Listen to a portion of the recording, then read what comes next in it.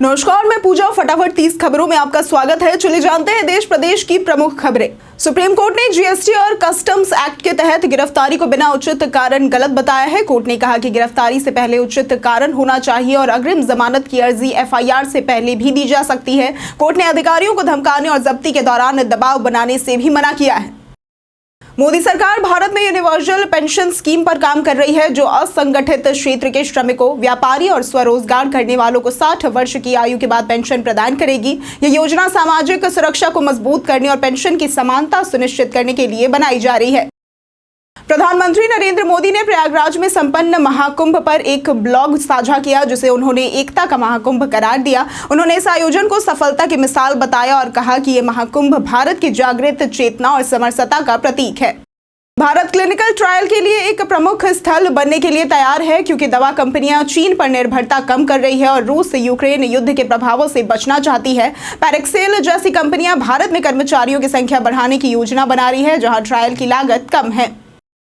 Google ने search result से personal जानकारी हटाने के लिए नया इंटरफेस पेश किया है। यूजर्स अब 3 डॉट्स पर क्लिक करके अपनी जानकारी हटाने, अपडेट करने या फिर पुरानी जानकारी को सही करने के लिए रिक्वेस्ट कर सकते हैं। गूगल सभी रिक्वेस्ट की समीक्षा कर निर्णय लेगा। अमेरिकी राष्ट्रपति डोनाल्ड ट्रंप ने $50 लाख के निवेशकों को अमेरिकी नागरिकता देने के लिए गोल्ड कार्ड योजना का ऐलान किया है। उन्होंने अमेरिकी इमिग्रेशन पॉलिसी पर सवाल उठाए, विशेष रूप से भारत के छात्रों के बारे में जो पढ़ाई के बाद अमेरिका छोड़कर अपने देशों में सफल उद्यमी बनते हैं। रेलवे और परिवहन निगम ने होली पर्व के लिए यात्री सुविधाओं को बेहतर बनाने की तैयारियां शुरू कर दी है। बरेली से 12 होली स्पेशल ट्रेनें मार्च के पहले सप्ताह से चलेंगी। वहीं परिवहन निगम ने 667 बसों को 100% संचालित करने की योजना भी बनाई है। भारत ने संयुक्त राष्ट्र मानवाधिकार परिषद में पाकिस्तान के जम्मू और कश्मीर पर आरोपों का सख्त जवाब दिया है। भारतीय राजदूत कृतिज त्यागी ने कहा कि पाकिस्तान खुद मानवाधिकारों का उल्लंघन कर रहा है और दूसरों को उपदेश देने के योग्य नहीं है। भारत ने कश्मीर में हुए विकास का भी उदाहरण दिया। दिल्ली एनसीआर में मौसम में बदलाव देखा जा रहा है। सुबह से बादल छाए हैं और हल्की बूंदाबांदी हो सकती है। 28 फरवरी और 1 मार्च को यूपी, बिहार, राजस्थान समेत कई राज्यों में बारिश और आंधी तूफान का अलर्ट जारी किया गया है। पहाड़ी इलाकों में बर्फबारी भी हो सकती है। यूट्यूब 12 मई 2025 से मिड रोल विज्ञापनों की क्वालिटी में सुधार करेगा। नए बदलाव से विज्ञापन नेचुरल ब्रेक पॉइंट पर दिखेंगे, जिससे वीडियो देखने का अनुभव और बेहतर होगा। पुराने वीडियो में भी अपडेट लागू होगा और क्रिएटर इसे बंद भी कर सकेंगे। महाकुंभ के दौरान अयोध्या में रामलला के दर्शन करने के लिए 1.25 करोड़ से अधिक श्रद्धालु पहुंचे। मंदिर 19 घंटे खुला रहता है, जिससे रामलला की दिनचर्या प्रभावित हो रही है। महाशिवरात्रि पर भी 5 लाख भक्तों ने पूजा अर्चना की और शिवमय माहौल में रामनगरी बसी रही। ईपीएफओ ने कर्मचारियों के लिए पीएफ निकालने की प्रक्रिया को आसान बनाने के लिए यूपीआई और एटीएम सुविधा शुरू करने की तैयारी की है। कर्मचारियों को अब पैसे निकालने के लिए लंबी प्रक्रिया से नहीं गुजरना पड़ेगा। यूपीआई के जरिए लेन देन मिनटों में पूरा होगा और एटीएम से बिना नियोक्ता की अनुमति के पीएफ निकाला जा सकेगा। महाकुंभ के दौरान सोशल मीडिया पर फर्जी खबरें और वीडियो वायरल होने के मामले काफी ज्यादा बढ़ गए हैं, जिससे कुंभ पुलिस ने 137 सोशल मीडिया अकाउंट्स के खिलाफ एफआईआर दर्ज की है। साइबर अपराध, चोरी और मारपीट के मामलों की भी जांच जारी है। इन मामलों की फाइलें प्रयागराज कमिश्नरेट को सौंपे जाएंगे। 14 मार्च को होली मनाने के लिए देहरादून से बिहार, बनारस और यूपी की ओर जाने वाली ट्रेनों में वेटिंग शुरू हो चुकी है। रेलवे ने स्पेशल ट्रेन चलाने की घोषणा तो की है, लेकिन देहरादून रेलवे स्टेशन पर अभी तक आधिकारिक आदेश नहीं आया है।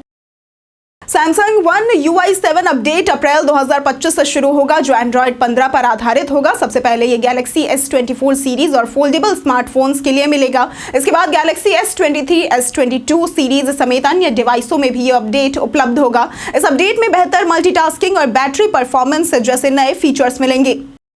व्हाट्सएप जल्द ही यूपीआई लाइट पेमेंट फीचर पेश कर सकता है, जो छोटे और तेज ट्रांजैक्शन को सरल बनाएगा। इस फीचर में पिन फ्री पेमेंट, कम सर्वर लोड और फास्ट ट्रांजैक्शन की सुविधा मिलेगी। ये बीटा वर्जन में टेस्ट किया जा रहा है और जल्द ही स्टेबल वर्जन में भी आ सकता है।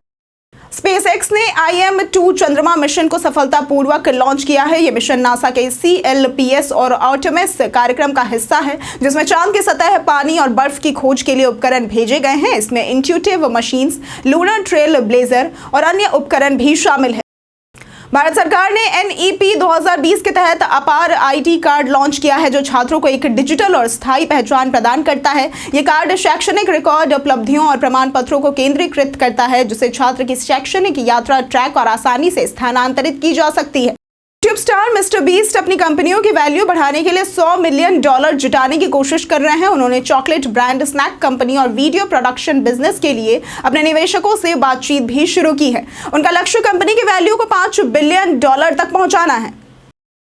उत्तराखंड की 4 धाम यात्रा 2025 में 30 अप्रैल से शुरू होगी। यमुनोत्री और गंगोत्री के कपाट 30 अप्रैल को, केदारनाथ के 2 मई और बद्रीनाथ के 4 मई को खुलेंगे। यात्रा के लिए रजिस्ट्रेशन 2 मार्च से शुरू होगा। श्रद्धालु ऑनलाइन पंजीकरण भी कर सकते हैं। BSNL का 197 रुपए वाला प्लान 70 दिनों की वैलिडिटी के साथ daily 2 GB data, unlimited calling और 100 SMS देता है। ये प्लान सेकेंडरी सिम यूजर्स या फिर लंबी वैलिडिटी चाहने वालों के लिए लाभकारी है। BSNL जल्द ही 4G सेवा भी शुरू करेगा।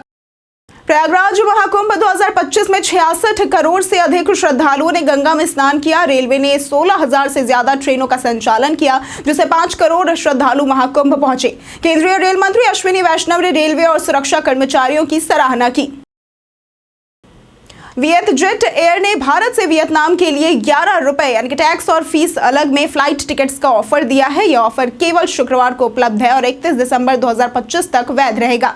टिकट्स को वियतजेट की वेबसाइट या फिर ऐप से बुक किया जा सकता है।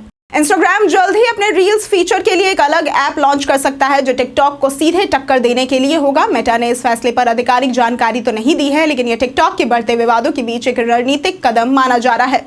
महेंद्र सिंह धोनी की काले रंग की टी-शर्ट पर मोर्स कोड में लिखा संदेश one last time social media पर अब वायरल हो गया है, जिससे फैंस का मानना है कि धोनी IPL 2025 के बाद संन्यास ले सकते हैं। धोनी ने 15 अगस्त 2020 को अंतरराष्ट्रीय क्रिकेट से संन्यास लिया था। सोशल मीडिया पर एक यूजर ने उबर की बढ़ती कीमतों, सर्विस और सर्ज प्राइसिंग पर सवाल उठाए हैं। पहले सस्ती और बेहतर सेवा देने के वादे से लोकप्रिय हुई उबर अब पारंपरिक टैक्सियों जैसी ही हो गई है, जहां किराए काफी ज्यादा बढ़ाए गए हैं और ड्राइवरों को टिप देने का दबाव भी बढ़ा दिया गया है। सरकार ने पैन 2.0 योजना लॉन्च की है, जिसका उद्देश्य डुप्लीकेट पैन को खत्म करना और ई गवर्नेंस को मजबूत करना है। आयकर अधिनियम 1961 के अनुसार एक व्यक्ति एक से ज्यादा पैन कार्ड नहीं रख सकता है।